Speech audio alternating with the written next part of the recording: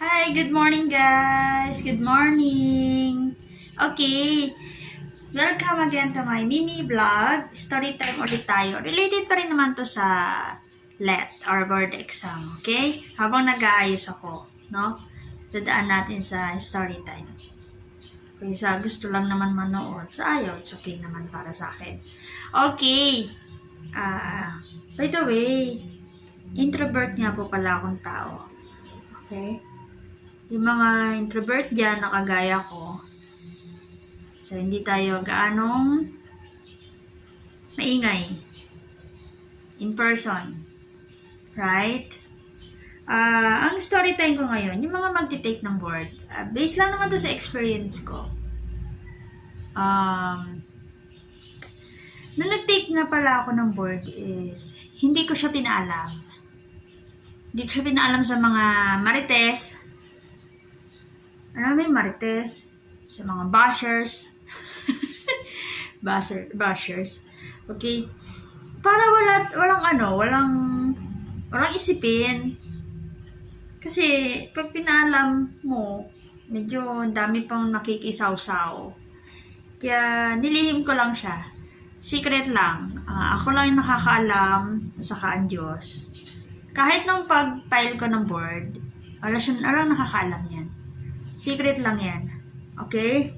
Kung gusto nyo na wala kayong bitbitin, na iniisip nyo, naku, marami nag-aabang kung pag magtitake ng board.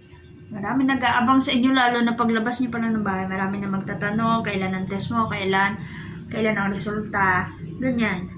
So, sa akin, wala nakaalam nun. As in, lihim lang talaga.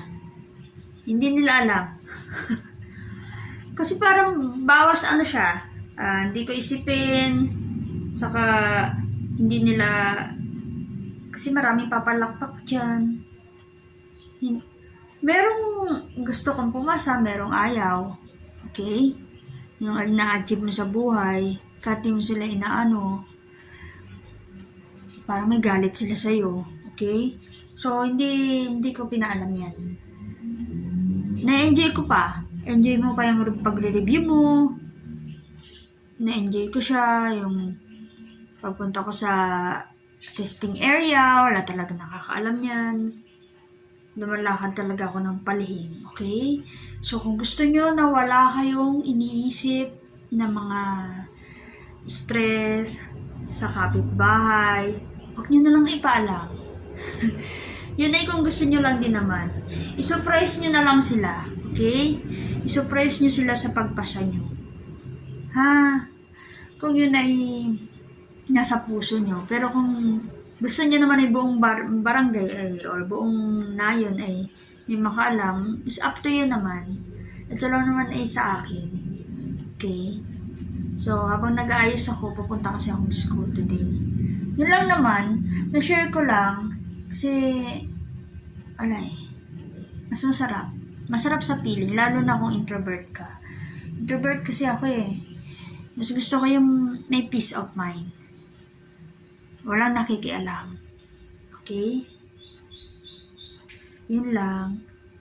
Tapusin ko na yung pag-aayos ko. Bye-bye! See you to my next mini vlog. Okay? Bye!